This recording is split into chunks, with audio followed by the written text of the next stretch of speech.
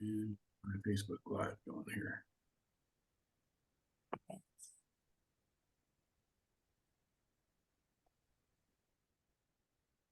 We got one more, Vern? No, we're a little tight. I suppose we probably could do one more if you guys want one more. You guys want one more session? We got 5 minutes.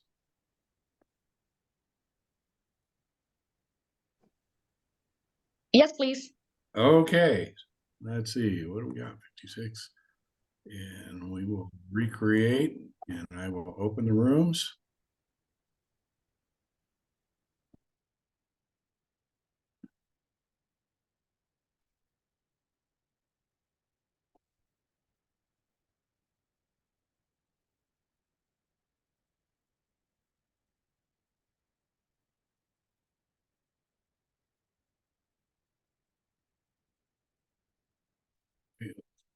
Doing this right.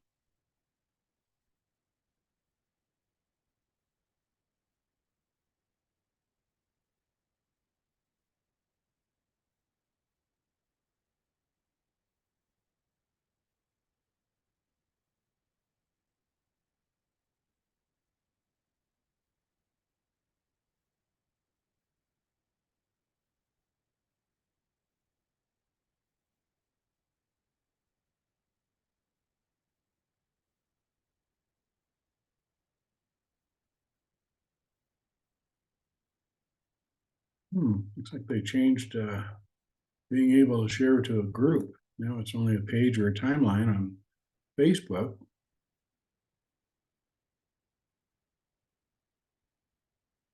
So that makes it a little more difficult.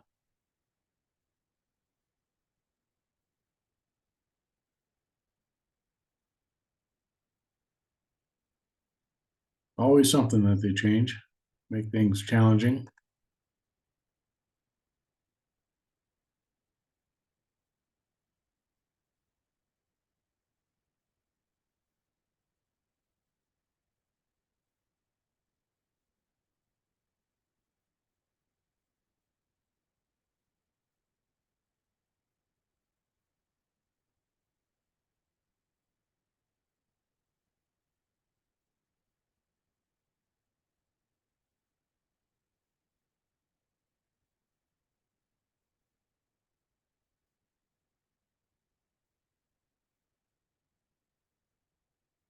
But I found a workaround.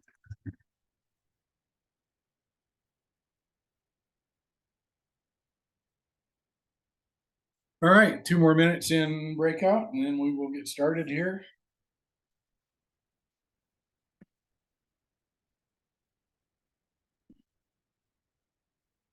Those of you that are here, can you see my screen? Hey, Joe. Good to see you. It's been a while.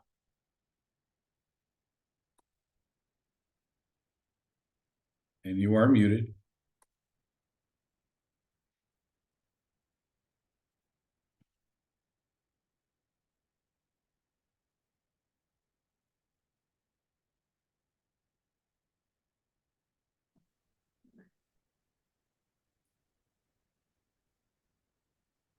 Okay.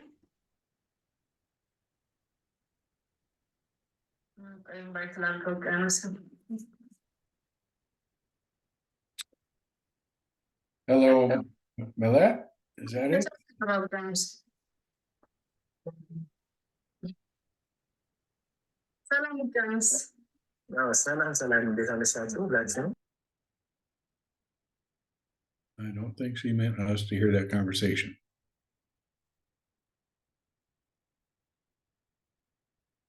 Okay, we will see everybody back here in about 90 seconds, and then we will get started here.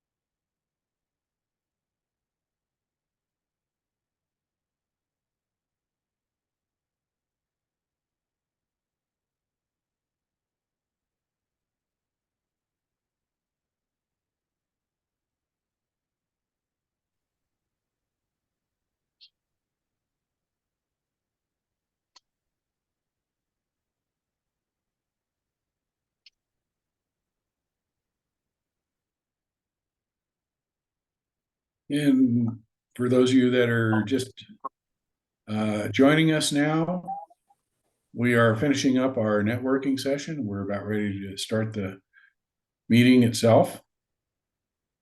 We'll go to the sponsors and then the presentation. Should have everybody back here in just about 10 seconds.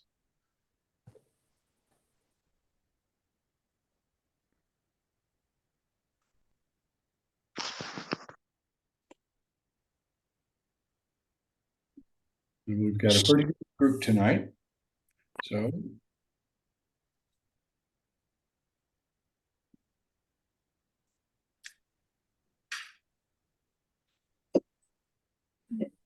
Hi, Christina. all right. Hi. Did you guys enjoy that? Would we get another thumbs up on that one? Yes. Cool. Glad you guys had the opportunity to meet with each other. Michael, it's good to see you. Hey, you too, Vern. Should we go? Babe, should we go? All right, I am going to get started here with the sponsors.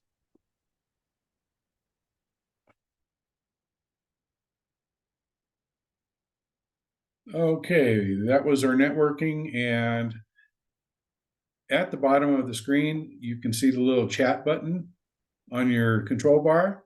So we ask that you put into the chat your name, your company, your phone number, your email, and your location. At the end of the evening, when you go there and if you click on the chat, you'll see where you put your information in. There's a little 3 dots right there, and you can actually download that.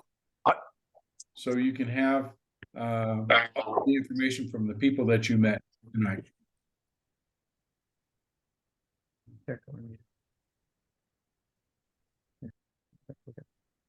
Okay.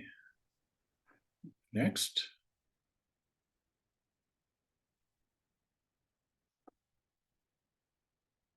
I always like to pay homage to Gene Guarino. So in memory of Gene, Gene was very instrumental in the founding of the RAL Academy, the RAL National Association, and introduced thousands of people to the model of the residential style of assisted living. His motto is do good and do well. We unfortunately lost him in 2021, but we sure do miss him even to this day. Next is our website, the DAALR.com. It's got a good acronym of DAALR. And if you go to this website, for one, you can, if you want to see the events that we have over here on the events, you can click here and see the replays of our past meetings. But particularly if you're here in Colorado, then you want to go to this helpful links page, because on that page, we have the Chapter 7. And actually, this is the 2023 regulations that we have, the brand new ones, and the Chapter 2 licensure standards.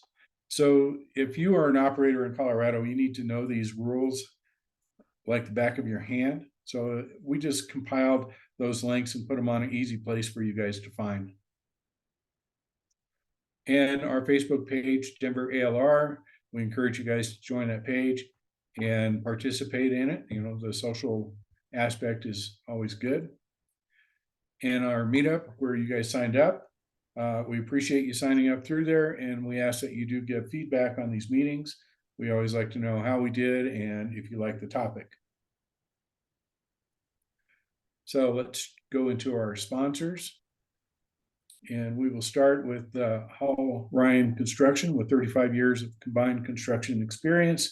The exceptional team at Hall Ryan Construction has transformed residential and commercial properties by bringing high-touch, customer-centric approach to every engagement. On the insurance side, Hall Ryan Construction and roofing expertise is a skill that many insurance companies actively seek out. Their reliance on Hall Ryan's experience in helping them write estimates has made Hall Ryan a well-respected expert. So good guys to go for if you need a roof. And next we have our speaker tonight, Brett Jutkevis with Palm University. And Brett's put together a roofing program for the high-end 16-bed model. And also on his website is a great collection of training videos, mostly geared to the experienced operators. Go navigate to palm.university to get more information. Brett, do you want to say a word about your university? Sure. Thanks, Vern. So really what I'm doing on there and building out is as I am growing my business, I'm really just kind of documenting my journey, going through like really what we're talking about tonight, right? Like how to use these type of loans, how to do due diligence, how to work with the city, how to go through permits. So I've made a lot of different videos and have created a couple different courses. They're all free. You can find them here at Palm.University. We just released one last week or so, something totally brand new. And I spend several hours deep diving into due diligence, talking to the city. What do you need to ask? What questions? Talking about the fire marshal, all that kind of stuff. So it's really everything that I'm doing as I'm growing my business. I'm just sitting here in this room recording it all for you. Here's all the lessons that I learned. Here's all the hard knocks. And it is something that you can all, be a part of and share. And there's no cost in that. And like I said, it's really, really great stuff. So I encourage you to go there. Thanks, Brett. You're welcome. All right, next we have the RAL National Association. Usually we have Brian here to talk about it, but this is an association for the residential assisted livings, and we highly recommend that you join this. And you can go to ralna.com.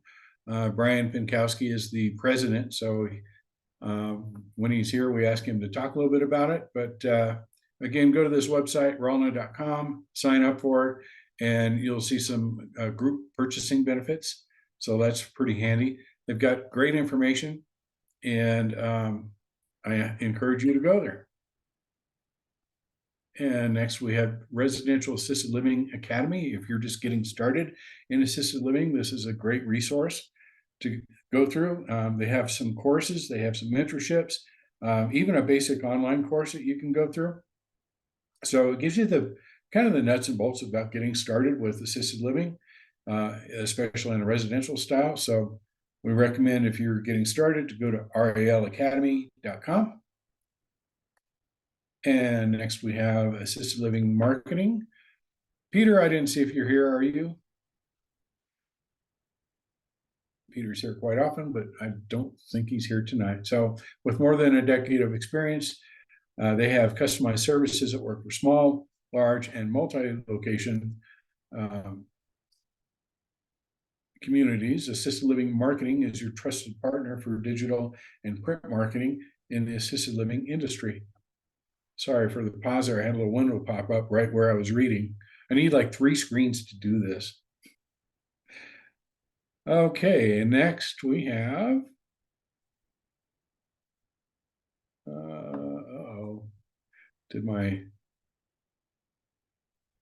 it looks like my slideshow is locked up. It's always something. Okay, so yep, it is locked up. All right, I'm just going to have to go through these. Oh, this is silly.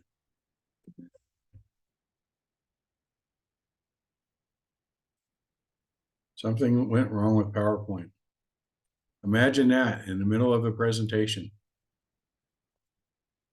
So give me a second. Maybe I can fire it back up again.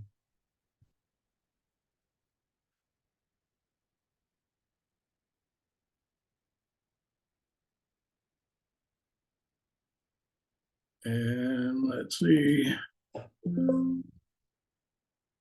Oh, that ain't gonna work. Okay, well, I'm gonna have to wing it. So next we have Janet Cornell is our assisted living consultant, and her website is scac-janet.com. And here in Colorado, she can provide the 40-hour administrative training and staff training and employee file compliance. Does this seem better? Can you guys see my screen still? All right. Yeah, it's working now. Well, sort of. Sort of. I don't know. I think I'm running out of memory. So hope you guys are saving a room for me. I-Corps Rockies. This is the investment community of the Rockies, ICORockies.com. And I've got something fancy to say here. ICOR is Colorado's only nationally recognized and award-winning real estate investors association, serving Denver Metro, Colorado Springs, Fort Collins, and Northern Colorado, as well as real estate and rental property investors across the state. And let's see what this one. Oh, this is Pinkowski Law. And Michelle's here. So Michelle, would you like to give a commercial about yourself? Sure. I don't need a slide. It's okay, Vern. Hi, everybody. I'm Michelle Pinkowski with Pinkowski Law. I know a lot of you. Great to see you. Nice to see so many new faces too. So our law firm is the only law firm in the country that specializes in residential assisted living. We're located in Colorado. So nationwide, we help people increase the number of residents that they can put in their home, and also find the best locations for their home, because we specialize in understanding zoning and the Fair Housing Act, especially when it comes to residential assisted living. And then in Colorado, we help people, and also nationwide, we help with asset purchase agreements and making sure you get things right when you're purchasing a business. And then in Colorado, we also help with the regulatory environment and other things that happen in this regulated business. And pretty excited about the news in Colorado. We've got a lot of interest in the fact that Colorado just enacted the Home Act, harmonizing occupancy limits equitably, which effectively does away with occupancy limits in Colorado starting July 1st. So we've got a strategy going for all of our clients on that one. And if you have a home in Colorado and you've been thinking about increasing occupancy, this is definitely the time to do it. We have some things we need to do before that July 1st deadline. So definitely give me a ring, and I'd be happy to tell you more about it. Thanks, Vern. You're welcome. Thank you, Michelle. Save me on that slide. Okay, next is ABW funding, and this is a group that I'm part of, and we do lease options for group homes. And this is our website that talks about the program, RALleaseoptions.com. And also this picture would be my logo, Grand Avenue Brokers at a Better Way Realty. I am a business broker with over 30 years of business experience, over 60 assisted living transactions, over 100 million in transactions, and I'm a certified business intermediary specializing in assisted living. And we have some recent activity. So we have 86 beds, I mentioned this earlier, that are available out in Eastern Colorado. We've got a 16-bed private pay in the North Metro that would qualify for that ABW funding. We've got under contract 12 beds that are northwest of Denver that we're going to be doing the ABW funding as well with that one. We also have under contract 118 beds in Scottsdale. That's another ABW funding one that we're doing.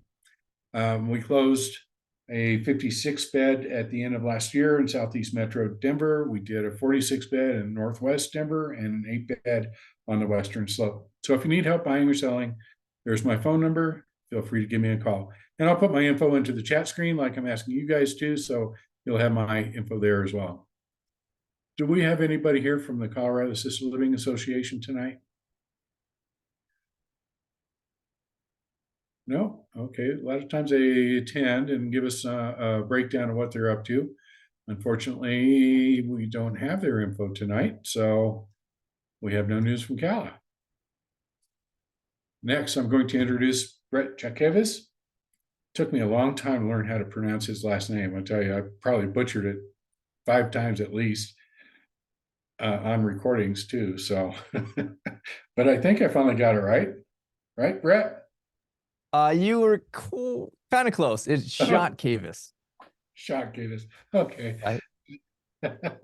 That's why actually I make sure I say it every time in my podcast, just so that people hear how to pronounce my last name. It is a tough one. Well, Brett's been doing some really fantastic stuff. I've been watching his podcast.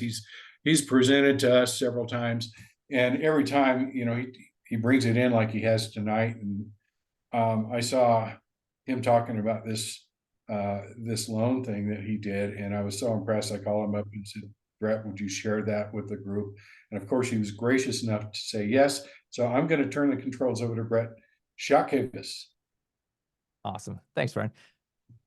Well, how's everybody doing? It's good to see a lot of you and talk to a lot of you. I have met with a handful of you or more, and it's good to see you all again.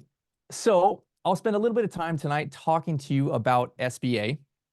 And let me switch over here, and I'll get my PowerPoint set up like so. And I should be able to put myself in the corner. Cool. All right. So if my AV does go out, just interrupt me and let me know, and we'll get it fixed. But this is what we're going to talk about tonight, is how to do your first deal, your second deal, the next deal on SBA, specifically about a 7A. And I'm going to come at it from this perspective. How do you do a bigger deal? That is really my goal for you. When I first got into this space, I did a 6 and a 3 bed. I broke even my best month. The only time that I made money is when I sold the real estate. And I was just searching, right? I was searching for years, trying to figure out, how do I do a big deal? And I call it like a one and done deal. I want to do one big deal that will get me across the financial freedom finish line, right? So I'll unpack what that means. But ultimately, here is my assisted living on the left. This is Platinum Resort in Georgetown. This is the first one that we built. It was a home conversion. It was about 3,000 square feet. We added about another 3,500 square feet to this. If you're in Texas, this is a small type B, licensed for 16. Oh, wait, are you sharing screen? I'm so sorry. Yeah. Is it not coming up? It might not be coming up for me. This could No, I also, think you need it's to probably go a to the- user error. No, for yeah, me. you All right. go Let's to see the what I'm doing view. here. You need to go to the Okay. view and Sorry Oh. to interrupt your flow. I was just like, Oh, no I worries. can't get Okay. it. When I do that, do you see me? I It's see you. working. You got to go to top right where it says view, and you can hit select speaker. You got to like pin me? I just did. I'm so sorry. Thank you. Okay. No worries. Well, it's a good thing you told me before we got really going here. Okay. So I'm going to put it back. I got my fancy splitter here. All right. How are we doing? You see Platinum, and you see me in the corner? Perfect. Good. Okay. So now you can see Platinum here, right? Here, this building on the bottom left, this is Platinum Resort on Mesa. This is where I started. And this was the one deal that got me across the financial freedom finish line. I can consistently make 40 grand a month from this property. I have millions of dollars in equity in it, and I am able to work. Honestly, I like to say I work less than 4 hours a week, but I honestly work like 0 now. Laura, she probably works 2 to 4 hours a week on it. And I want to talk to you about the 7A, which is this next picture here you see on the right. This is a rendering of one of our mansions, and we're building out this neighborhood of assisted living mansions. I call them that. I also call them memory care mansions. I really like that term, and our niche is mostly, it's assisted living and memory care. So I'm going to share with you tonight how you can do a bigger deal. It doesn't have to be this size deal, but I'll show you some examples. I'll show you some numbers, how I can show you how to structure this. And really my takeaway for you is to really encourage you to think a little bit bigger tonight. If you are like pursuing a deal that makes you a little bit of money, let me show you how you can leverage this, how you can leverage the SBA and ultimately do a bigger deal. Because most times the only reason people don't do a deal this size is because of the funding, right? They're nervous about the funding. So let me show you how to get past that obstacle. And I'm just going to share, here's exactly what we're doing. Here are some of the numbers that we are doing. Here's some of the numbers that our partners are doing, and what it would look like for you. So this is the kind of my goal for you tonight, is to think bigger, to have some action steps, to be able to research, okay, here's how I can put this together. So the SBA 7A, right? There's lots of different ways to go funding wise, loan wise, right? I've done a few. I've raised private money, 100% for a deal. And then I've gone commercial funding. I refinanced that same deal. And then I've gone this SBA 7A. I think that SBA, specifically this program here, the 7A, is the perfect thing for what we do, especially if you wanted to build or do a big remodel.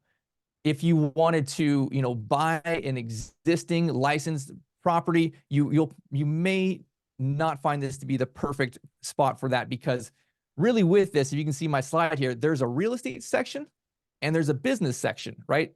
And the small business loan, they're lending to businesses, right? Like, so you can get financing for the real estate and you can get financing for the business, which is a huge advantage. If you went to your local bank and you talked to like the commercial department there, they're not going to give you money for furniture or working capital and all those things, right? But SBA can do that. So I wanted to start here tonight with why I'm talking to you about this, because I think this is the best tool for this specific thing that we do, right?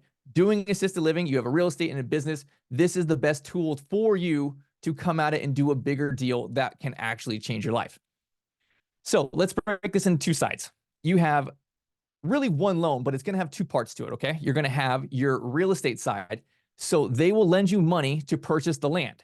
If you already own the land, they'll lend you money, they'll refinance the land back out, right? You're talking about just doing one loan here. So the land or the construction. If it's new construction, they'll lend you money and you'll have construction draws. You're not going to be paying interest until you borrow the money.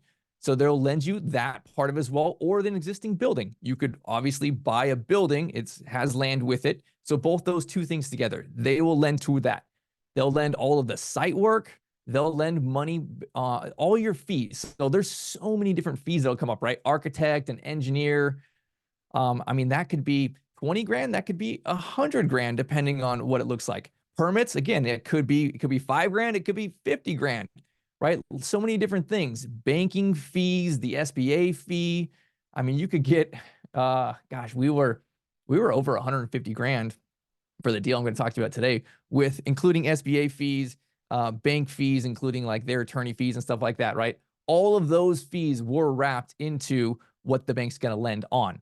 So all of those fees, interest for construction, right? If you're going to build something, right? For us, it takes about 9 months to build one of these mansions. Our lender ran it on about 12 or 13 months for, you know, worst case scenario, putting a pad in there. And man, what was it? It was like 400 grand or something to that effect of construction reserves. Like we borrowed an extra 400 grand. I think that's the right number, maybe 360, something like that.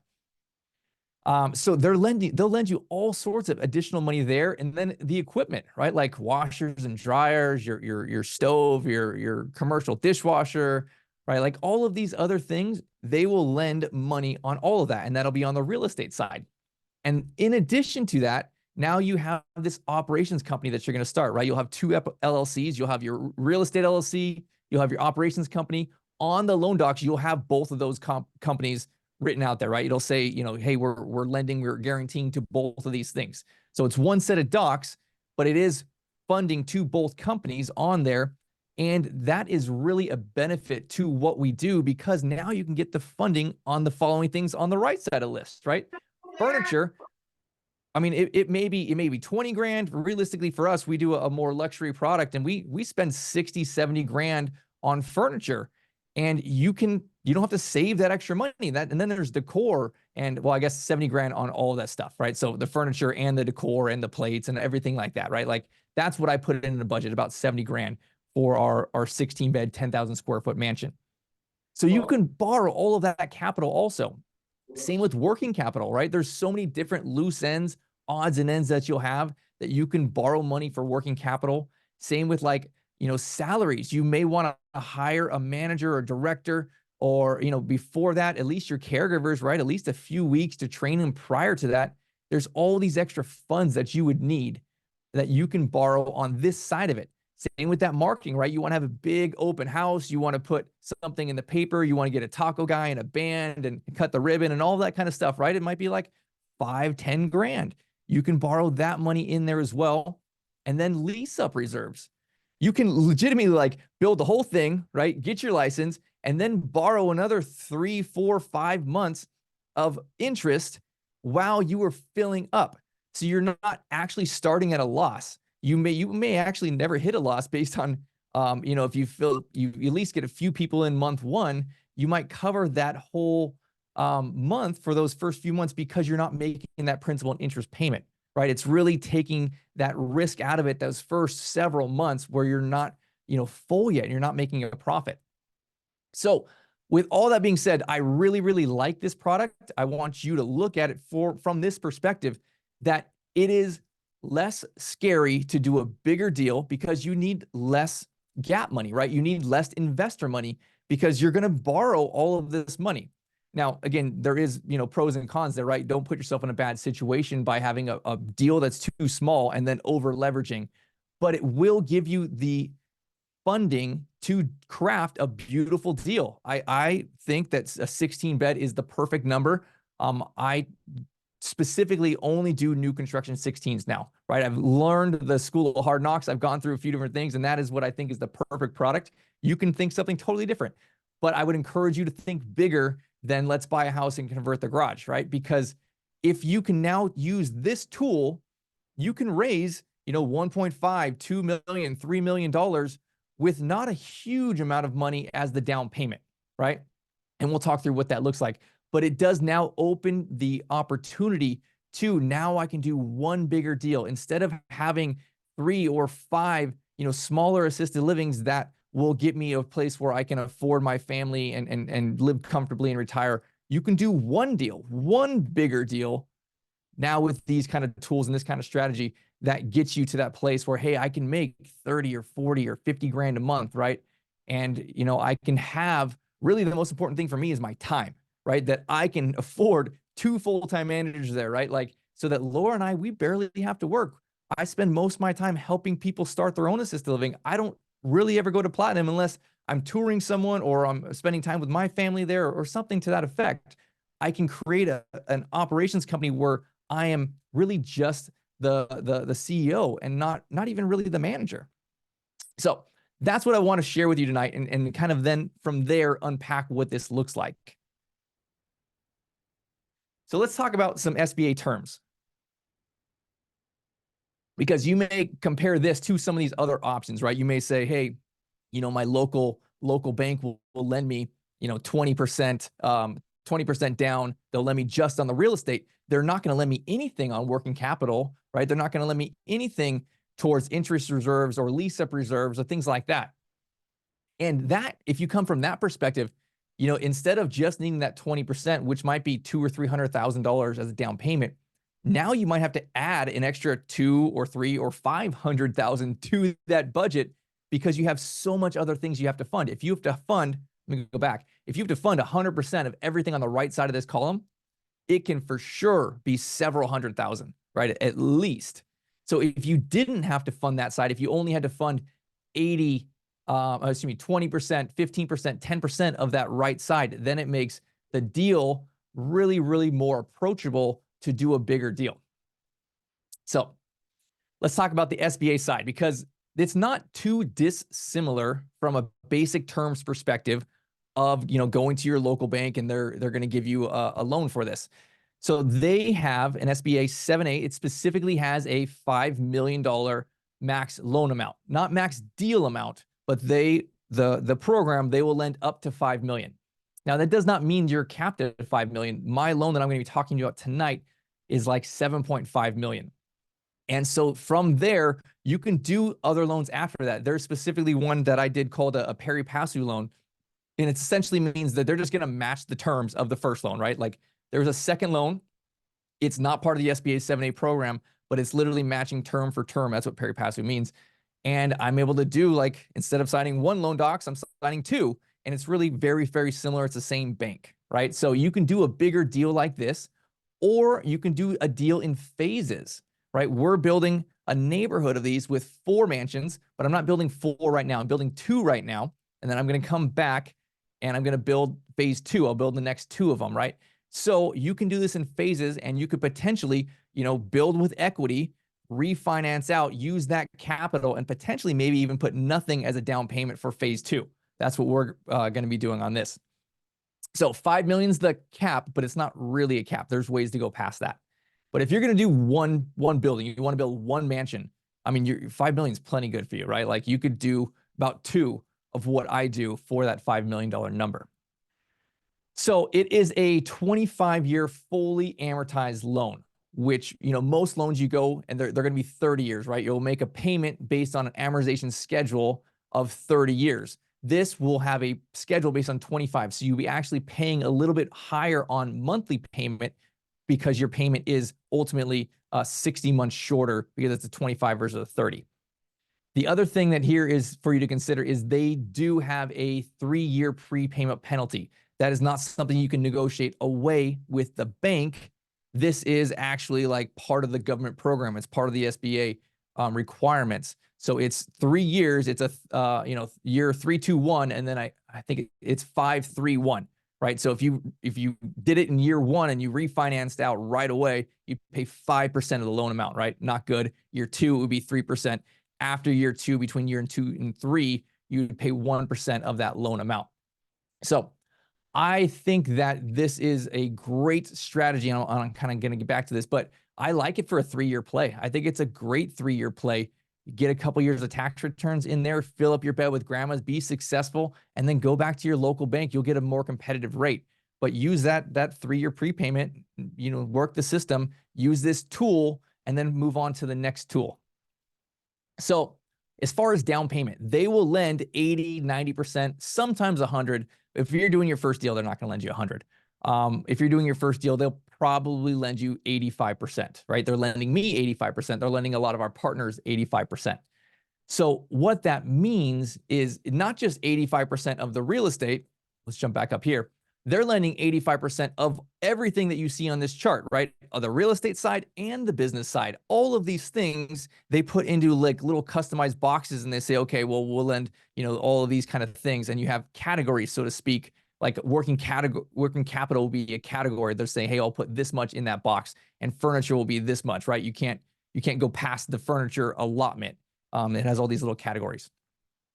But you can borrow then, therefore, 85% of the furniture money, 85% of the working capital money, 85% of the land money, right? Like from that perspective, if you needed a bigger deal amount, if you needed $2 million or $3 million, that's not relatively that much money that you need to come up with now, right? Like it's not that scary to borrow or find an investor partner for 300 or 400,000. Like I can show you how to do that pretty easily. So let's talk through our deal here. And you can see here, me and Laura and our daughters. This was our groundbreaking a couple months ago.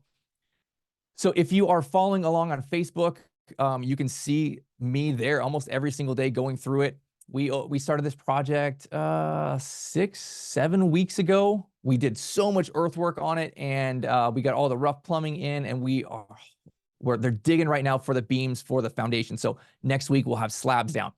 But this is what this project looked like. I have 8 acres, and I'm in Georgetown, Texas. It's a little bit north of Austin, and I'm building 4 of my mansions, right? They're each 10,000 square feet. They're all 16 bedrooms, 17 bath. They're all pretty big. They're 330 square feet. They all have a private bathroom.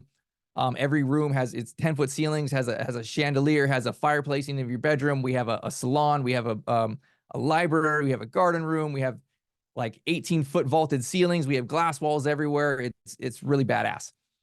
So if you ever in Texas, you want to come tour it, that would be something you can reach out to us. But this is what that is. I'm building 4 of those. And instead of looking like a commercial facility, my plan, what we're building out is just a neighborhood. I want you to turn in, we have our own private road. You turn into our road and it looks like some custom home builder came in and built a neighborhood of mansions. Instead of having them like 10 feet apart from each other with a little gazebo between, they're 55 feet apart, right? Like it looks like everyone has 1 to 2 acre parcel with a front yard, with their own driveway. I have all my staff parking along the backside. You can't see it, right? There's no red curb. There's no parking lot. I couldn't stand that. So I wanted to build a neighborhood, right? Because I started with this saying, hey, I want to create a house, right? Everyone wants a house. And then it was like, well, how do I scale a house, right? I looked next door. I'm like, there's another house. I looked the other way. I'm like, there's another house. What if I bought those houses, right? Like actually one better. What if I just bought a big piece of property and I made my own street with a bunch of mansions on it? Like that's the process that I've been going through for the last few years, trying to get to this place where we're at now. And so the outside of the buildings will all be different, right? They'll have different stone, different colors, different accents, but the insides are pretty much the same. They're mirror images of each other. So practically from an operations perspective, like your staff will know where everything is. But as you drive in from a sales perspective, there's no like portico, there's no red curb. It'll look like next door neighbors, some really big, expensive houses. So this is what we're doing here. Here's the numbers, right? The land that I bought was $625,000. And then I am roughly about 1.7 million per building. And when I say per building, I just mean from the slab up. So there was that. And then you see down here at the bottom is site work. I spent about 1.8 million on site work for the whole project. And again, we did not have a lot of utilities there. We had to put in a lot of utilities. We had to put in a lot of underground. We had to put in private fire hydrants and a big tank and pump. And there was definitely an extra 500 grand worth of stuff because I didn't have city utilities, but I got the land cheaper for that. So give and take, right? So ultimately the whole project, when I'm all in just hard cost, in like literally going into the building cost, is just over 9 million. So you can see here at the top, here's phase one. We're about 7 million. I want to say our loan was slightly above that. Well, I guess these are the hard cost numbers. So 7 million in just building the 2 buildings, the land and the site work. Everything is going into phase one. And then phase two, again, same thing, right? Prepayment penalty, 3 years. I will probably pay the 1 point. I'm probably going to get built here by the end of the year, fill up my grandma's. I'll wait till second year, past the 24-month mark, and then I'll pay the 1 point and I'll start construction on my phase two. So all I got to do is building A and B on my phase two. So another 3.5 million. So on this project, we put in about a 1.2 million or so in soft costs. They're not written on here, but I talked about how I borrowed money for, you know, the interest reserves and the lease up reserves and 150 grand in fees and all these kind of things. That was there, right? But this was a bigger deal. If you're going to do one of these, I'll show you what that looks like if you're just going to do one of these, because you wouldn't need that much capital towards this. But ultimately, this is where we're going to be. We're going to have, let's see, it's on the screen. We're going to have, I'm going to be all in at about 11 million as my total development cost. Here you can see on the bottom. Once I've built out in 3 years from now, once I build out the whole project with all phases, I'll be at 11 million.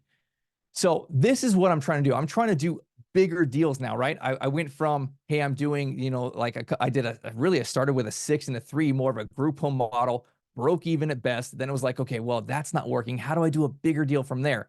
And then I did our assisted living on Mesa. That cost me a little over $1 million. That got me to this place where I'm making 40 grand a month. I'm feeling consistent. I'm taking care of my family. I'm saving half my income. I'm doing great. Now it's less about the money. It's like, how do I build something really cool and grow myself and do something like totally new and different? And it's like, well, how do I build a neighborhood of these? So that's this, as I'm continuing my growth cycle, this is what it looks like. So we will have about 2.5 million per year in profit when all 4 of those are done. And so you can just divide that in half when we have our phase one done. But at the end of the year, it'll be a little over $1 million. So I net about 50 grand from these. These will be probably close to $10,000 a month for rents for our grandmas. So that's what that looks like.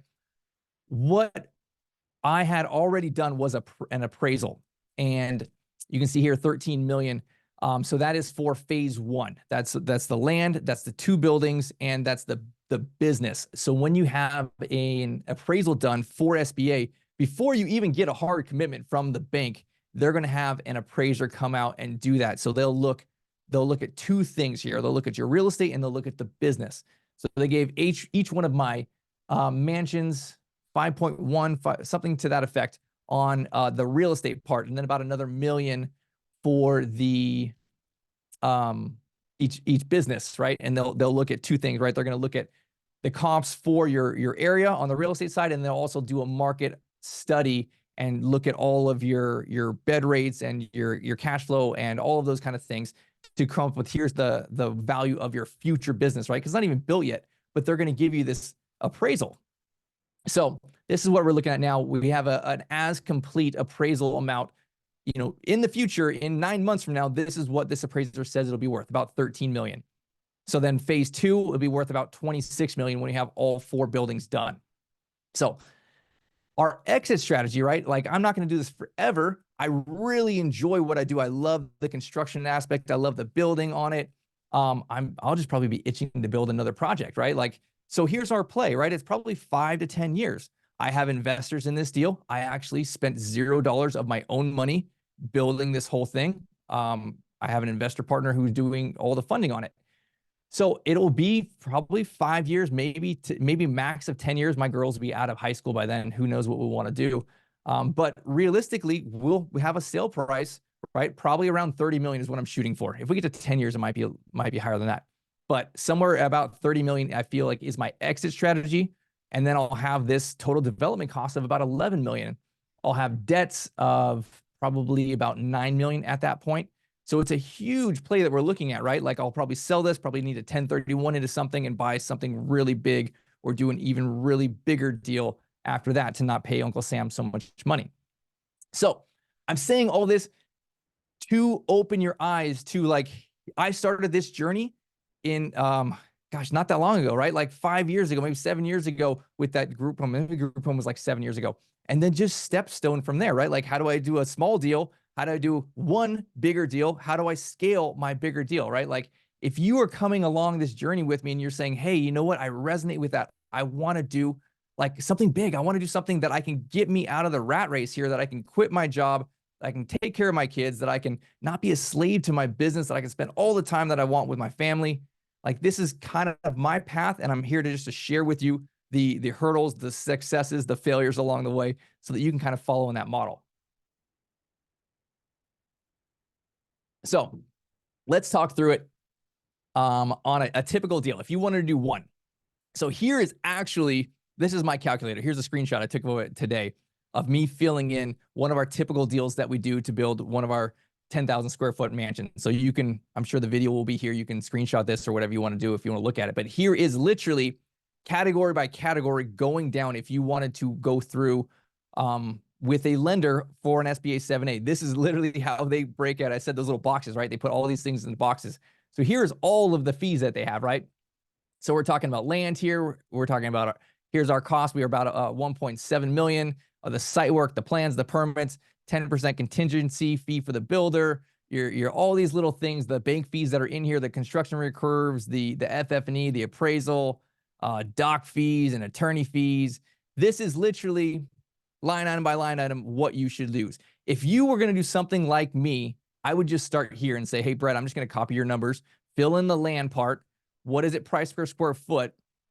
Are you a little bit more than Austin? Are you less than Austin? You can kind of take these numbers. And again, for these numbers, I'm at 170 per square foot, but that's not including the land. That's not including the utilities. And I fought to get to that place. I started with numbers probably closer to 2 million, 2.2 million.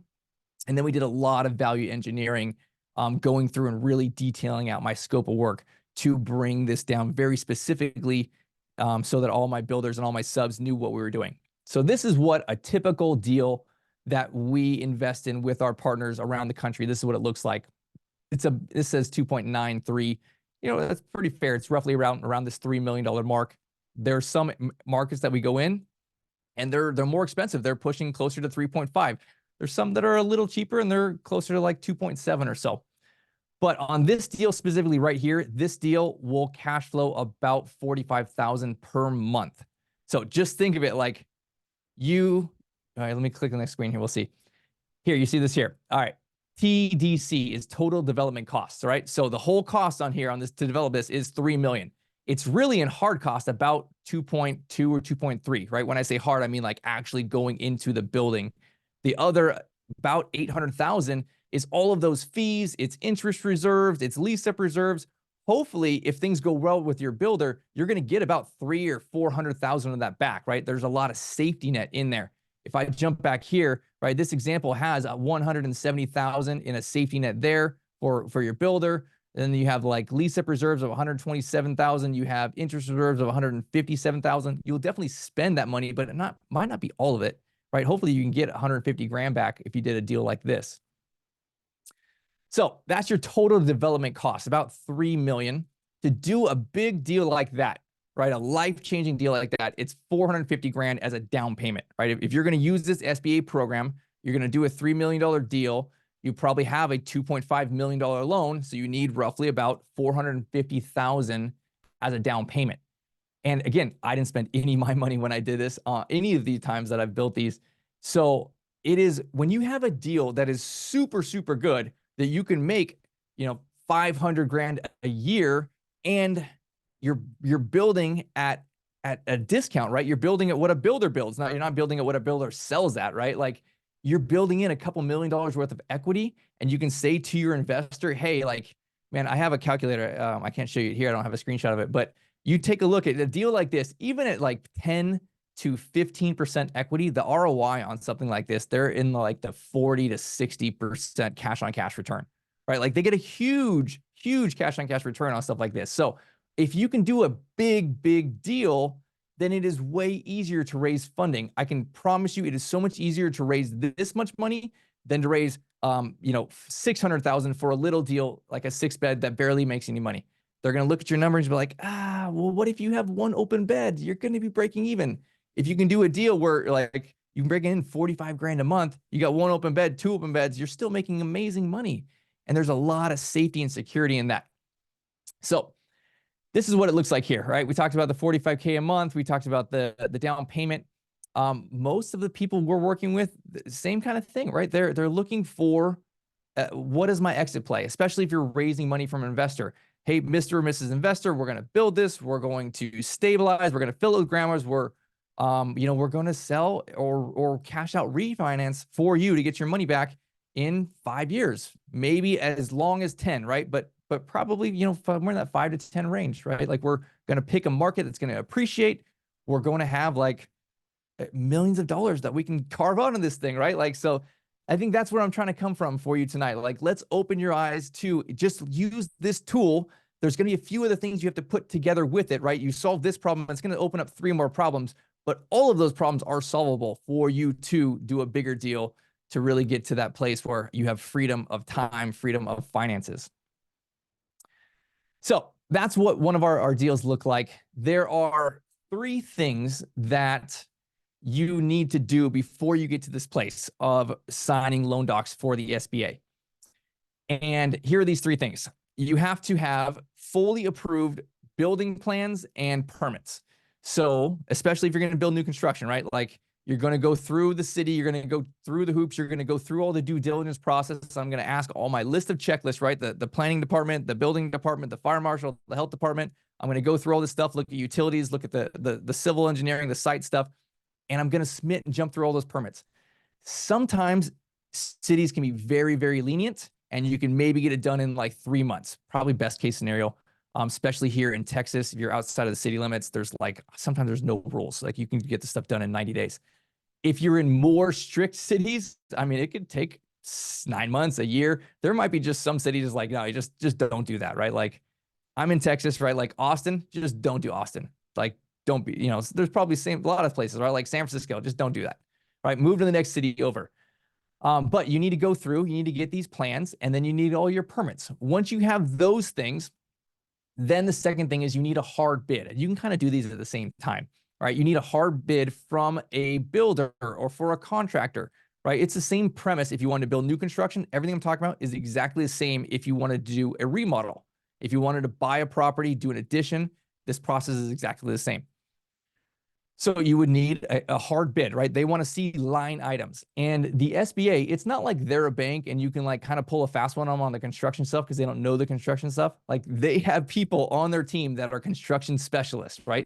They're going to go through your bid with a fine-tooth comb, and they're going to look at all the subs. They're going to look at line item by line item. They're doing these deals across the country. They know what stuff costs, right? If you say, hey, my plumbing is, 20 grand, and like they're looking at a 10,000 square foot building, they know it's not 20 grand. Like my plumbing was like 150 grand, right? Like they have these different ratios and things, and they are there to check so that you're not going to come in and you're honestly not going to be able to pull a fast one on them a few different ways. Like you're not be able to hire your friend who's like a builder who's never built one of these before, right? They're not going to approve someone like that.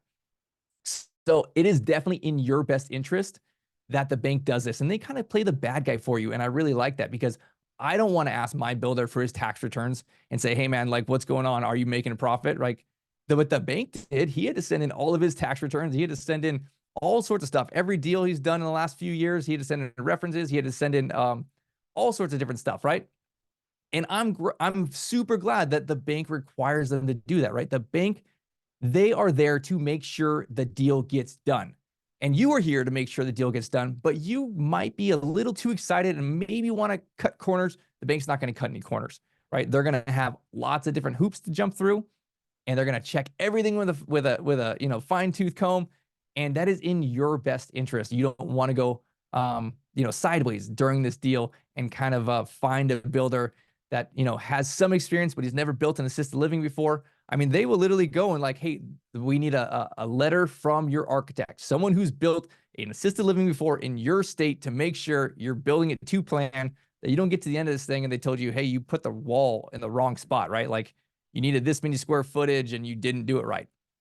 That kind of stuff can happen. So the bank is there to protect you from that kind of stuff. So these hard bids from an approved GC. The third thing is the appraisal. And we did touch on this a little bit. All three of these things have to be done before we get to the signing table.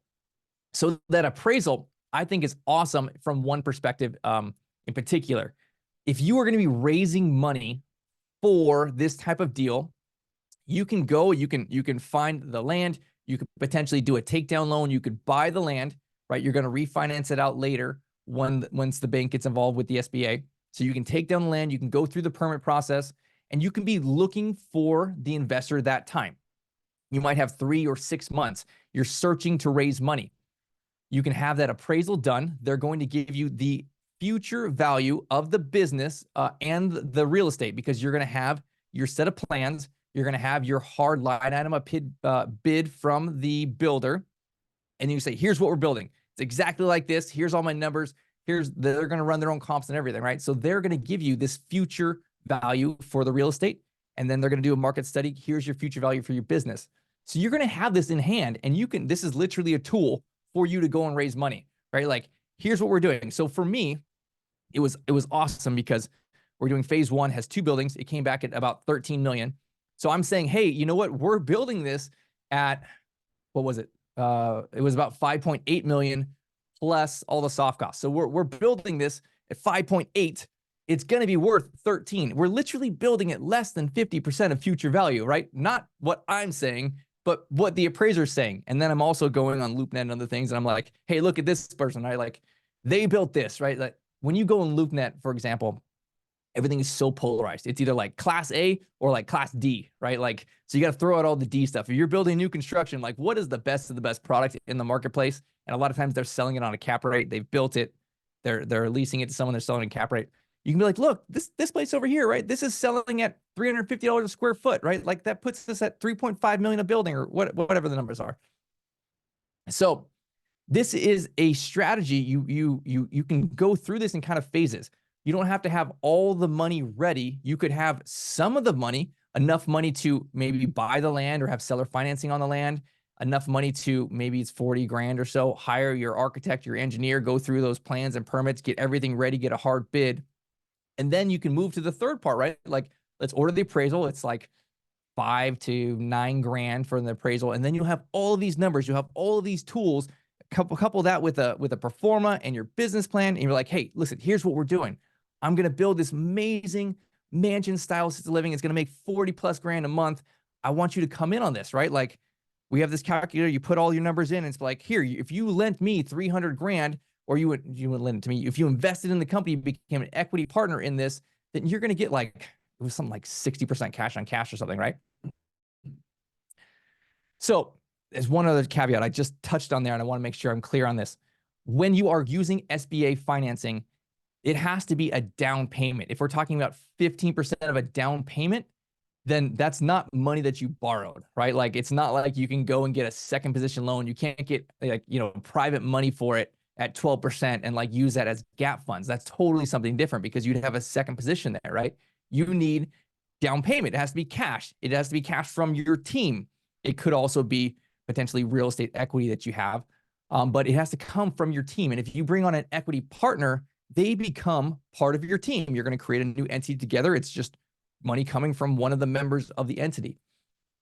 So I really like this strategy. You don't have to have all the money together, but you can use this strategy to find your investor partner and then move forward and getting the big loan, right? Like they may have to bring some additional funds to the table, to the closing table, but you have these 3 things done, and then you get the loan commitment from the bank.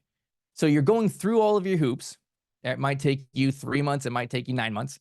You're going through all these hoops. You're having multiple conversations with the bank. You're continuing to dial in your numbers, your bids and things like that. So you're sending them new numbers and everything, and they'll send you, rough drafts of multiple different proposals. You're getting closer and closer. You can negotiate terms and all that kind of stuff, and you can negotiate the terms, the interest rates down.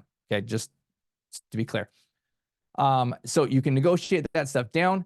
And then as you get all 3 of these things done, then you say, okay, here's everything. I'm totally ready. It may take them a week or 10 days, and they'll get back to you and they say, okay, here is a firm commitment. Here's our commitment letter to you.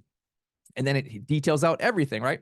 And that's when you get like, here's what the deal is going to be. Here's what the proposal is. And you get like, hey, you want to sign it or not, right? Like you have this much time to sign or not. Once you accept those terms, that loan commitment, then at least in my experience, it took about 6 weeks to get to the funding table and close the deal.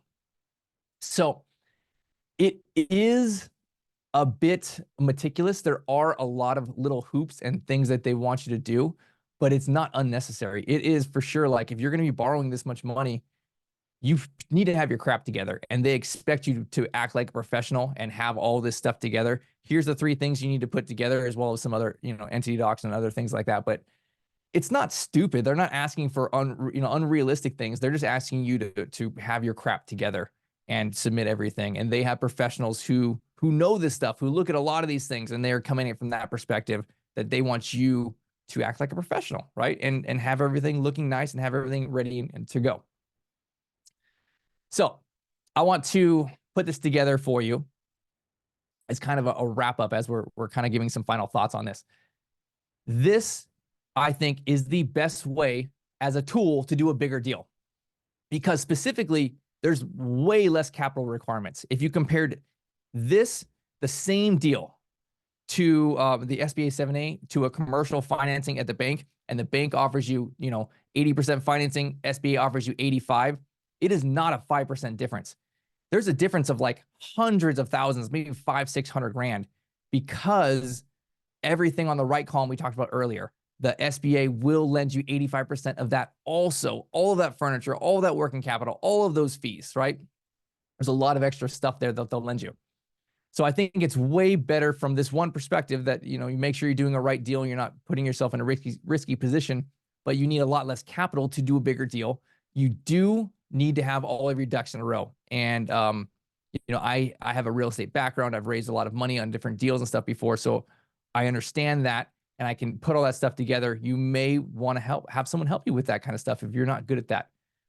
There's definitely higher fees with the SBA. You got to pay to play. It is what it is.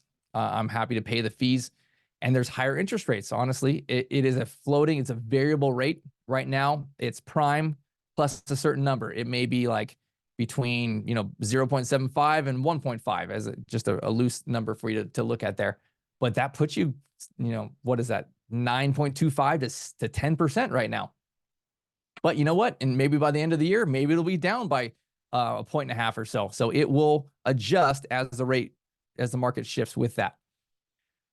But I think it's better right now to have a variable rate, because you don't want to get a fixed rate at 6.5 or 7 or something like that on a commercial loan and have that locked in, right? Like I would much rather wait for this to come back down. Hopefully it's supposed to come back down soon. So it's a higher rate. I think that the biggest takeaway for me to share with you is this is a great opportunity for a first loan on this product, not a forever loan. You have a 3-year prepayment penalty. The play is you leverage the higher capital that you can borrow. You can do a bigger deal. You can bring on an investor partner. You're going to have way more cash flow, and you're going to fill up your beds. You're going to become successful. You're going to make good profit. You're going to have a couple years of tax returns. You're going to get past your 3-year prepayment penalty, and then you're going to go to your local bank and you're going to refinance out. You get an appraisal. They'll do another appraisal on the business and the real estate, and you'll say, hey, you know what? Cool. We have this much equity in it. Like we can replace this loan, and you pay off the SBA loan, and now you have just a local bank. Maybe it's a fixed rate. It's probably lower. It's probably more competitive. And you haven't, whether it is a 10 or a 20 or 30 year loan that could be your forever loan until you decide to exit the deal. So a couple other considerations here, because you may say, well, you know what, Brett, like you can do that. You can do those bigger deals, but I can't, right? In my city or my state, they only allow me to do 6 beds or 8 or 10, right? Like what I'm doing is not quote unquote residential assisted living. I'm not in a residential zoning, right? Like you can go in every single state and they have 60 beds, they have 100 beds.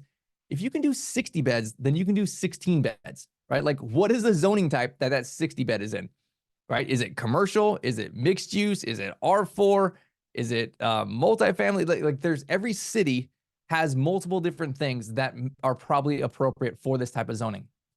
And when you go online, the state's website, it has every licensed assisted living and it gives you their address. You could literally Google or maybe put in the city's website the address for it and then find what the zoning is. And you're literally cheating the system.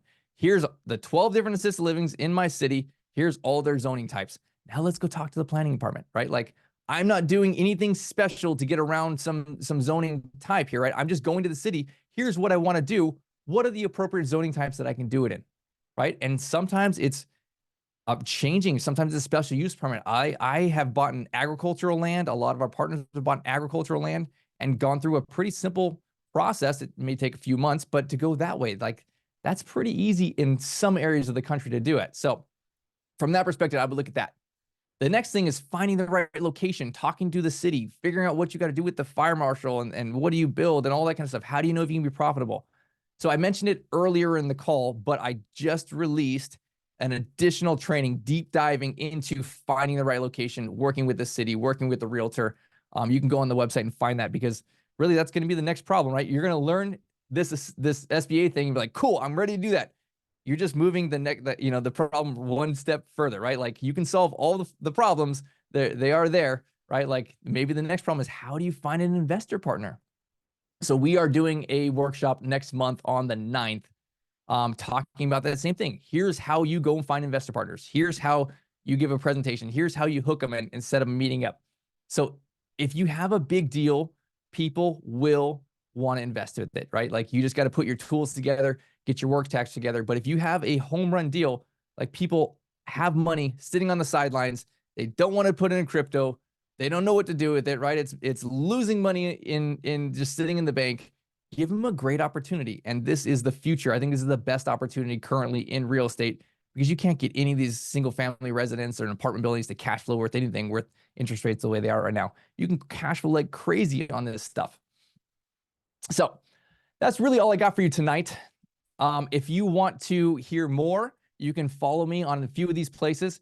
Here are my podcasts, Assisted Living Investing, that is on all the podcast app. It's also on YouTube. There's actually like 5 times the amount of videos on YouTube than on my podcast. We release almost every day on YouTube. And then my wife, Laura, and we have a podcast called The Donkey and the Bee. And it's kind of a funny name for, men are jackasses, women are biatches. But essentially, how does a jackass and a biatch work together to build a beautiful life? And we talk through marriage and entrepreneurship and financing. And excuse me, you can go to here, palm.university. Like I said at the beginning, there is multiple courses that I have built out that are entirely free, going through the whole process that you can learn. And then you can follow us. I do a lot of videos behind the scenes on our construction, and Laura does it on the operations side at our group, the Assisted Living Investing Memory Care Mansion. That's on Facebook. You can join that. And that's all I got for you. I appreciate all of your time and attention and spending this time with me and letting me ramble and tell you about our successes and our failures along this journey. So I appreciate it. And I am here for any other questions or anything else you all have. Great stuff. Great stuff. I'm sure we have questions. So if you have a question, if you can raise your hand with the number of people here, it'll put you kind of at the top of the list. We'll see you a little easier.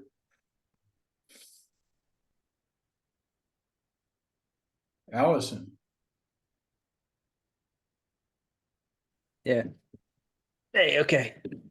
I can see. Oh, yeah, we're in. Yeah. So I've actually. So So I'm actually a developer by trade, and I was following all this and going, yep, that's exactly how you do it. And this is exactly the scale, and this is exactly the right type of deal. So I think that I'm curious, what in your sourcing investors, what are some of the avenues that have been the most kind of fruitful for you? Because there's a lot of ways that you could spend a lot of time, marketing and trying to locate. I know you said you sort of brushed over. You spent 5 years doing smaller stuff, and so Mhm. you could advertise track record on that. So how critical was that? And then where'd you find your best sources of capital? So I think the best way to raise money is from people who already know, like, and trust you. And really what I would tell you is, if wherever you're at now, is to start documenting your journey. That's really what I think is the most important, is that every step of this, you post it on social media, you talk to everyone you know about this. If you're saying, hey, I want to start today and I'm here with DAALR, like, share it. Hey, I just watched this presentation. I heard about financing with the SBA. I'm really interested in this. Here's my goal. And then you just document everything. If you can do online 3, 4, 5 times a week, I'm meeting with the city, I'm looking at vacant land, I'm whatever it is, people that already know you are the most likely to invest with you, or one step removed, right? Especially on social media. There's everyone that you know, and then there's kind of like people that are like more associates that are like kind of friend of friends. I would for sure start that as like the foundation of, you should be doing this. It may not be like the first post, it's probably not gonna be the first post, but if you've posted 12 times, you're gonna have people message you. Everyone has a story about assisted living, right? Everyone has placed a mom or a family member and be like, it was horrible, right? Like this big Spock, smelly facility. And if you can come in and say, hey, you know what? We have this vision to build this mansion. It's going to be the best. We have this type of experience. We're going to use it in this way to be applicable. I'm a developer and I'm going to build most amazing product and it's going to look like this. If you can say that, like, you're going to get people interested. They know you, they trust you, they know your skills, and you can say, hey, I found this person we're gonna hire her. She's a nurse, or she has some experience. We're gonna do the most amazing things. Reach out if you'd be interested in hearing more about what we do. And that's, I think, the simple version of really the most effective thing to do is just starting by documenting your whole journey and just be authentically you. Awesome. Thumbs up. Okay, All right. good answer. Christina.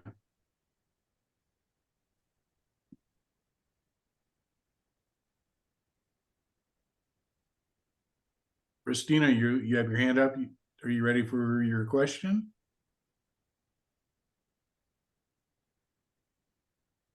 Okay, well, Christina's paused, so maybe she's froze up there. Kay. There we go. Well, thank you so much for the great presentation.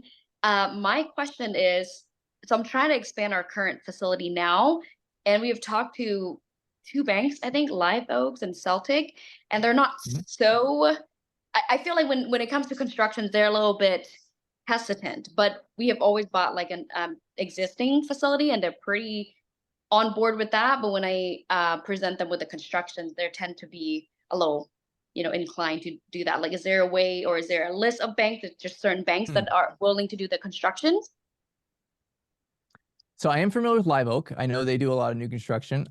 I am not familiar with the other bank you said.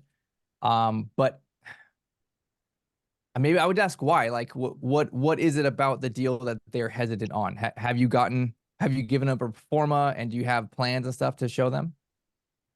We do have the performer. We didn't send it to her. We were just engaging. Do you guys, we're actually working on buying another one right now with them. So we also presented the one where we were going to do a construction, and they're like, well, we can, but they just weren't really so excited about the construction. So I just wasn't sure if they weren't the bank that will do the construction. And I've talked to other banks too. Like I said, I just haven't really found one that's like, oh yeah, we'll do a construction loan. Yeah. Okay. I have experience with Live Oak. I know they do it. I have some of our partners that are working with them. I would go back and talk to them, and perhaps you just need to reword the question, or send whatever your architecturals are, send your pro forma and stuff, and revisit that with them. Okay, and you said they will go above the $5 million. Correct. Okay. Okay. Awesome. Yes. Thank you so much. You're welcome. All right, Vivek, hope I pronounced that correctly. Yes, that's right. Hey, hi, Brett. Yeah. Great stuff as always. My question is, so you took the 7A loan for the phase 1, and for the phase 2, when you're going to refinance it, will it be 7A or 504? And is it after 3 years, or you can do it sooner, the refinancing? So I will not do a 504. I will either do one of two things. I will either do a commercial loan. I'll either refinance the 7A with a commercial loan, and then the 7A lender says they will take a second position to do another 7A. So I'll still have one 7A. I'll just replace the one and get a new one in a second position to that. Or right now I have not subdivided the property. Or I will go and I will subdivide the property, refinance out with a commercial lender, and then do a 7A on the other one. So really that's my option. I think the best path here, the easiest path is to go to a local lender, commercial, refinance out that loan, and then you can either do another 7A on phase 2 if you'd like. But I guess we'll find out. They tell me they can and are willing to do a second position. We'll see if they actually do that or not. And you have to wait 3 years for HUD that? loans? Do you have I to would say HUD loans? I wasn't planning on doing that. No. I mean, for a takeout. I'm not sure. Because they had a program, it's been a few years since I looked at it. It was 5 million minimum. Mhm. And again, this was when the rates were a little bit lower. They were at about 4.25% when we were looking at 5 to 6%. But the kicker was it was a 40-year loan. And it Yes. was Okay. assumable.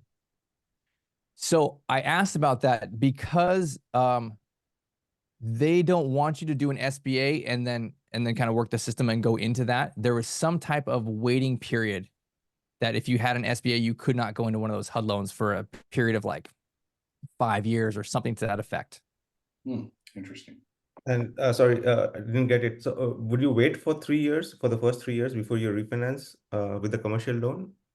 Yeah, most likely. I specifically myself will probably do it before the 3 years, just because of the numbers. It's more profitable to me to pay the 1% fee and start going earlier. But I think for most people, it would be wait 37 months and then do it. Okay. Thanks. Awesome. Thanks. All right. Christina, looks like she's back live with us. Christina, would you like to ask your question? You are muted, Christina. Yes, I am so sorry. I'm on my phone and it just exits and comes back. Thank you very much. This has been great. Brett, did you say that you have training on this? Yeah. Yes. Okay, perfect. Yes. That, So we have a foundations training, which is I would okay. consider more of an overview of the whole process. And then Okay. from there, we deep dive. I break things into like parts and I call them frameworks. So I'm actually working on a new training. I'm hoping to have it done next month, deep diving into all the funding stuff, specifically going into great detail on this process, on raising money, on your business plan, all of that kind of stuff. I'm working through it now. I got 20 plus videos going through everything in detail. And I'm hoping that if you join me on the 9th, that I'll have it ready and I'll give everyone there early access to that. Okay, perfect. Thank you very much. You're welcome. Okay, Bright. Hey, thank you for the presentation. This is really insightful. So I have my first question is, with the loan, is there a monthly payment when you make a draw?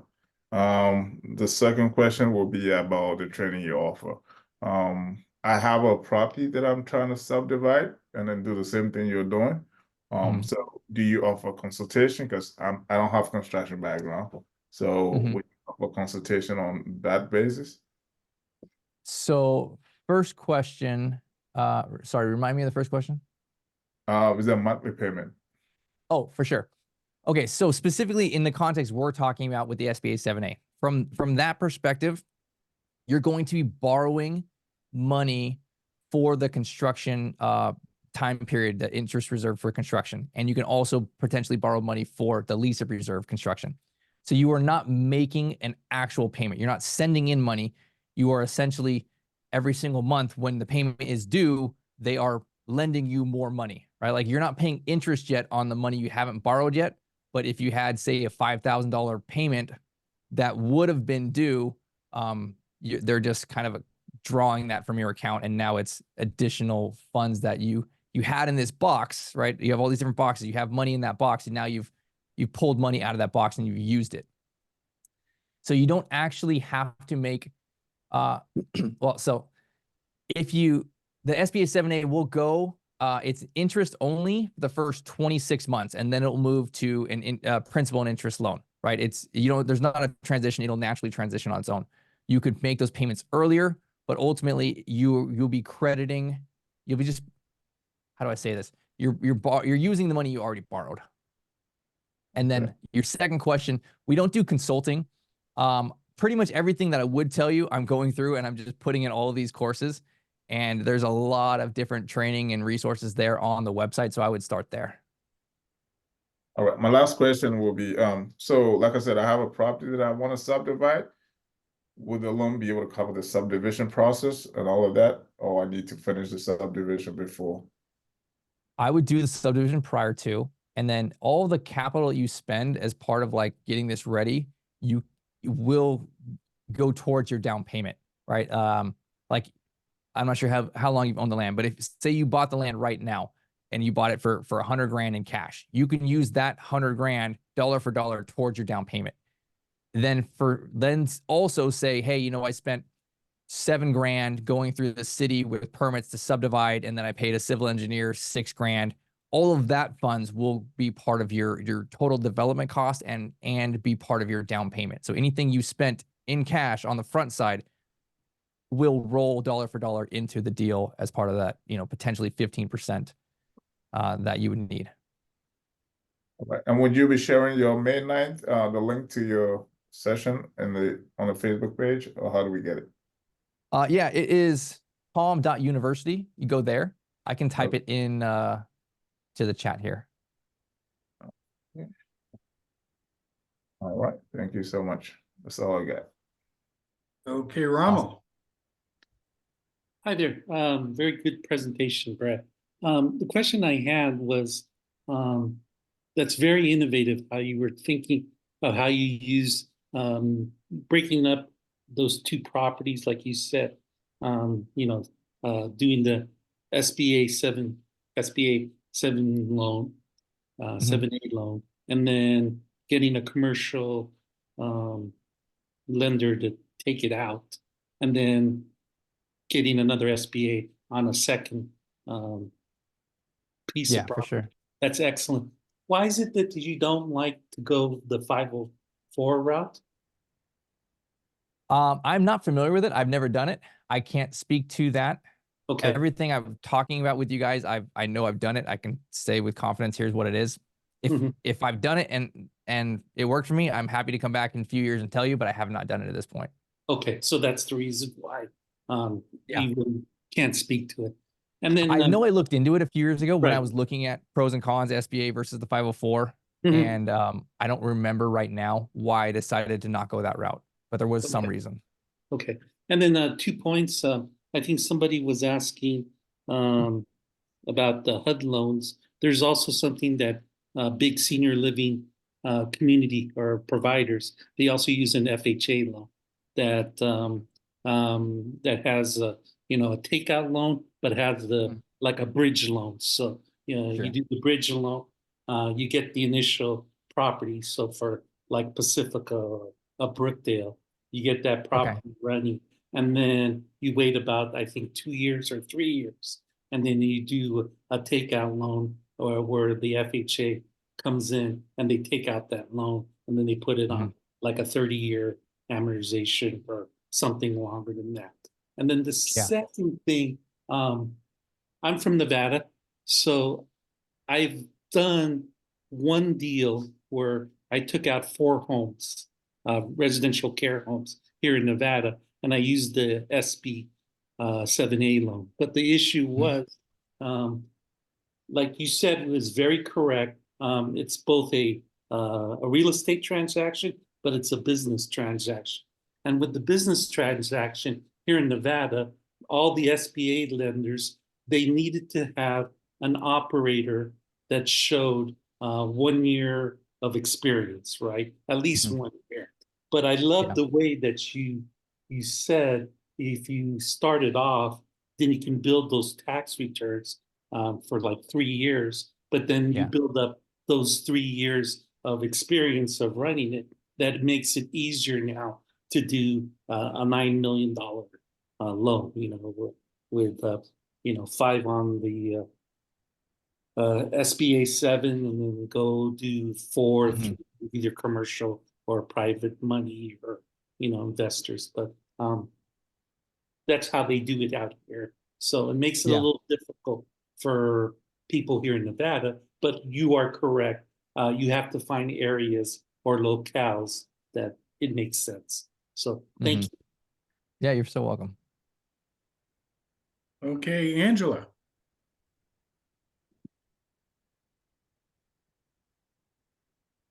You're muted, Angela.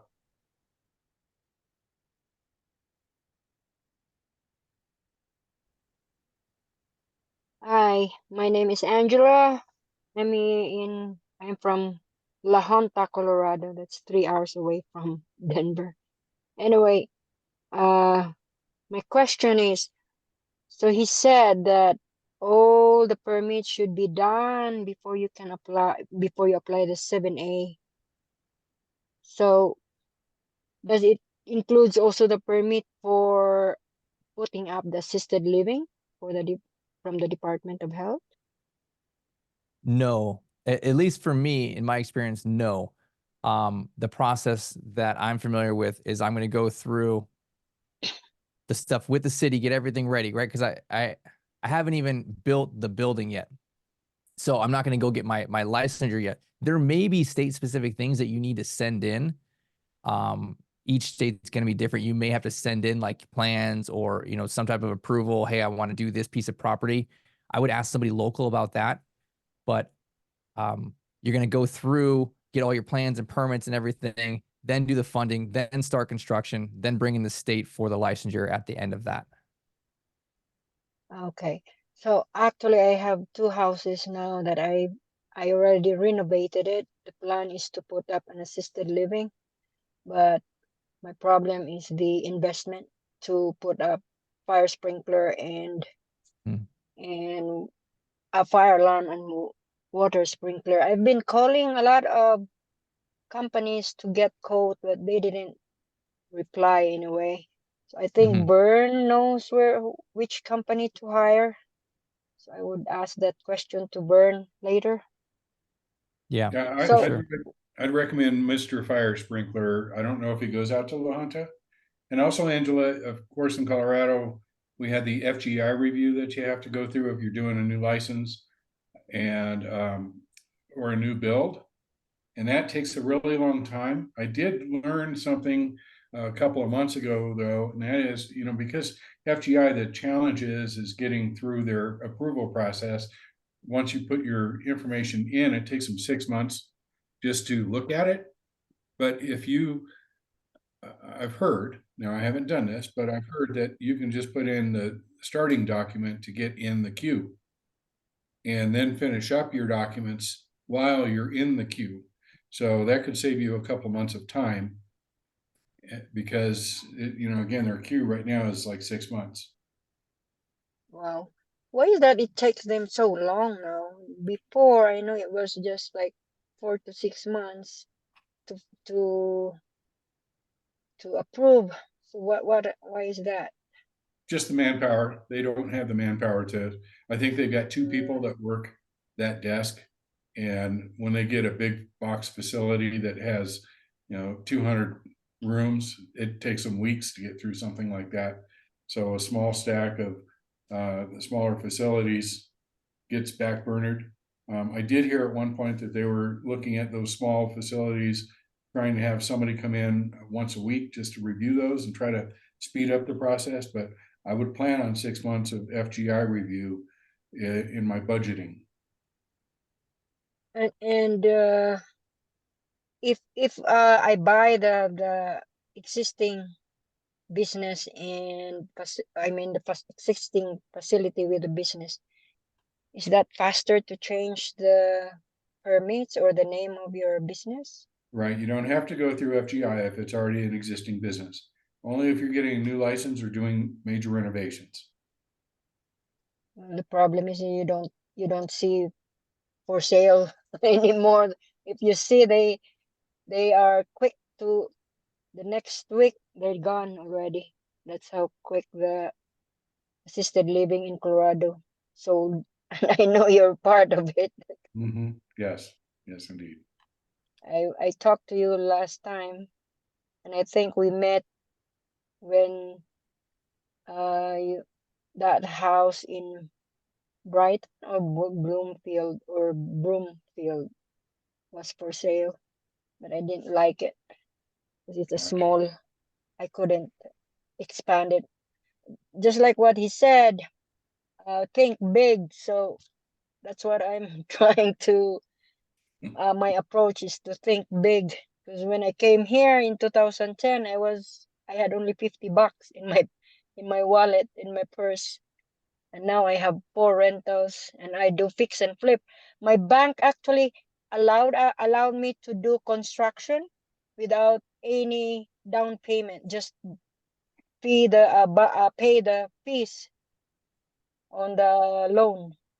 I don't know, I need to ask them if they can do my house, maybe do a construction loan, because last time yeah, I did 235,000 loan for buying the property and then for the renovation. Well, that's terrific. Okay, I think we have, oh, I'm sorry, Angela, do you have any more questions for Brett? Yeah, one last question. If I do the new, what type of loan I could apply for my existing house properties now to convert it into a group home facility? Well, In I don't know your SBA. situation too well. I would definitely ask and talk to an SBA lender and see if that's a good fit. Or you may go and talk to a local bank and see if you already have it running. If you already have equity in it, you may not need to go the SBA route. You may be able to do a local lender. I would talk to both of them or multiple different people and see what's a good fit for you. So the 7A doesn't apply in that if you have existing house to convert into a facility? It does, yeah. It's not always the best fit. If you already have a property and you don't need working capital and things like that, then it may just be not the right fit, because you're going to be paying higher fees, higher interest. And if you have the equity already and you don't need all that working capital side, then sometimes it's a better fit to borrow less money and have less interest and that kind of stuff from a local bank. So how does what's the credit score that they require? Is it your personal credit score or your business credit score? Your personal. They're going to look at your personal. Same with your spouse or any business partner you have. They're going to look at that, and they'll consider really the lowest person. They'll look at that. So I want to say it was like 640 or so was kind of the minimum on that, but I think you should definitely ask your lender on what their requirements are. Okay. All right. I think that's all my questions. Thank you very Awesome. much for your time. You're very welcome. You motivate me to think more positive, because I've been planning my dream. I was in high school in the Philippines. It was my dream to put up my own nursing home. It was in my high school book. Anyway, Yeah, that's I hope fantastic. And I'm 63 now. I don't know if I could still You make got it. it. You got it, girl. Just keep going. Anyway, thank you very much for your You're time. welcome. One more question looks like from Kushla. Yes, hi. I wanted to ask, for somebody starting brand new, is it possible to raise the entire 15 or the 20% down payment from investors? Or do they expect you to put some money into the deal as well to show some skin in the game? Like for somebody who doesn't have any money to put in, is there anything you could tell the investors when you pitch them? Do you have any suggestions on that? Yeah. So the answer is yes, you definitely can do it. It will definitely be more difficult. It can get done. Then it would be from there. Okay, if you don't have the money for it, then what are you bringing to the table? What is your experience?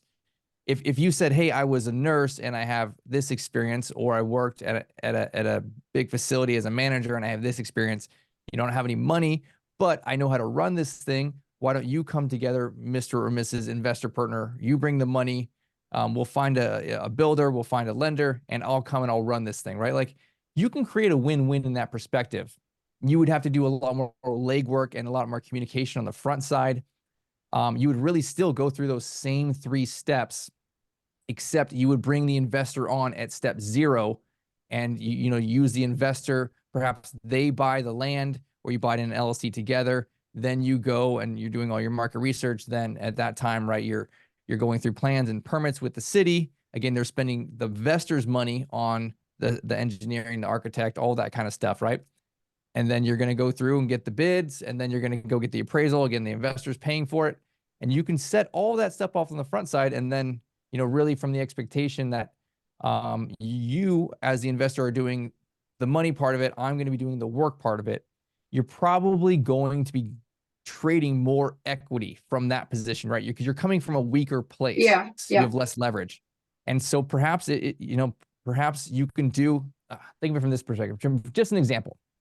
Okay, you have a real estate company and you have an operations company.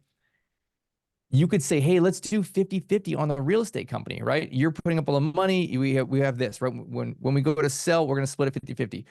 But perhaps on the operations company, maybe it's 75-25, and I'm going to do the work. You know, maybe I'm not taking a salary. Maybe it's coming out of the 75. I'm going to get 75% of that, and then we'll split the 25.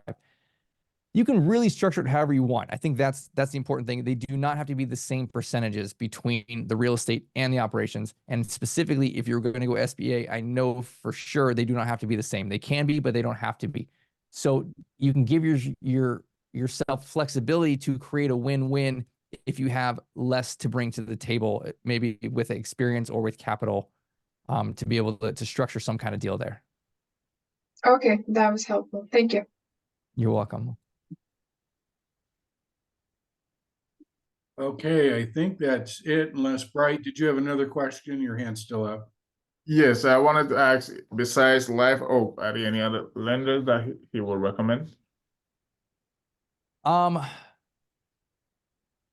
No, I would start there. I think that's the best place to start with. I don't have anyone that I personally work with or our team has worked with that has completed a deal yet with it. We have some people that they're working with on the front side.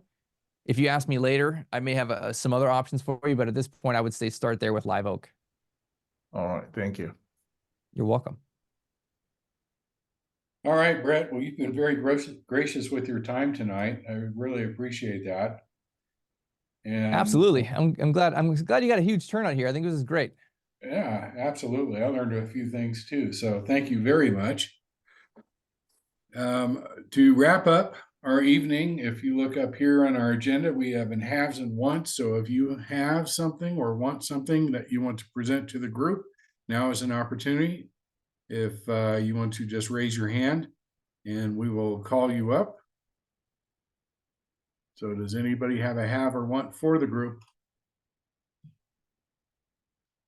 And if not, that's okay. Then we will wrap up the meeting. I will leave it open until everybody's gone. And aside from that, thanks again, Brett. As always, you're so insightful with your knowledge and sharing experience. We really appreciate it. And thanks everybody for attending tonight. And we will see you next month.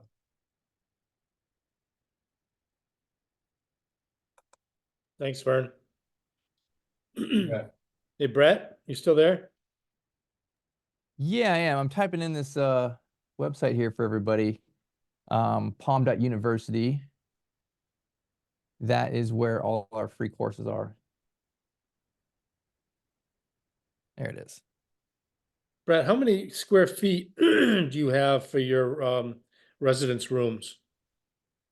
If you're doing 10,000 square 330. feet, I wondered how Yeah, much. 330 including the bathroom. So they are they're 13 by 27. 330. Uh-huh. Okay. Yeah. Yeah, that's including an 8 by 8.5 bathroom. Okay. It's about the size of a normal hotel room.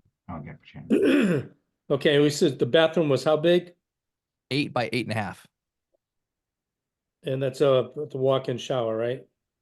A roll-in shower. Roll-in, okay. Yeah, full 88 roll-in shower. So that's included in that 330. Correct. That gives you Yes. plenty of room. Mm-hmm. Does it have a little kitchenette and a No. area, sitting area? No. No, you can. That's not our niche. We're more, past that. We're end of life and memory care. Yeah. So you're thinking that's more independent? Yeah. Uh-huh. Or lighter levels of assisted living. All right. The other question I had was along the lines of the SBA with, I know they will provide you cash for working capital, right? But will they give you a management fee for doing it yourself, for doing the construction and the I management of doubt that. You can ask them, but I doubt that. They look through that stuff pretty particularly to make sure that you're not, or no one on your ownership team is taking a fee on that kind of stuff. So it wouldn't be coming out of the loan amount, but you could do that and get it out of your investors? If you want, you're trying to take like an acquisitions fee, is that what you're kind of meaning? Well, like, if it costs, I need 10 to 15 grand a month because I'm not working, but in order to do all the things that I need to do to get everything up and running and follow the construction of it and blah, blah, blah. So, I mean, I need to somehow get paid for that work while it's going on until I'm cash positive. For sure. So I know specifically when SBA lenders are looking at you and vetting you, they want to, they're going to check, do you have a current job, right? Do you have W-2? Do you have residual income for that same reason, right? Because they, in order to be successful and get the deal done and not have a defaulted project, they need to make sure people can afford to live. So I would talk to the lender you want to talk to about that, but there may be a way to structure that, but they kind of, on the front side, are trying not to structure it that way. They want to lend to people who have this other source of income to be able to cover that. To be able to cover the living expenses. Yeah, exactly. Got it. Mm-hmm. Okay, thanks. You're welcome. Well, thank you all for staying on with me. And if you guys want to, you can go on the website there. You can register. I'm doing another call on the 9th in, what is it, like 2 weeks or so? We're talking about raising money. And again, we'll stay at the end here and answer questions and all that kind of stuff. But otherwise, I appreciate everyone's time and you'll have a wonderful evening. Thank you, Brett. Thanks, Brett. Really appreciate it. No, you're welcome. See y'all later. Have a good evening. Thanks, Brett. I have a question to Vern. I think he's He's gone. still there.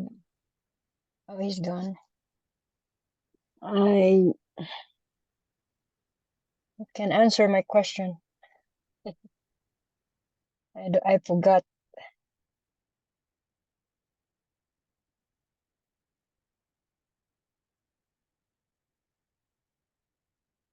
So are we done?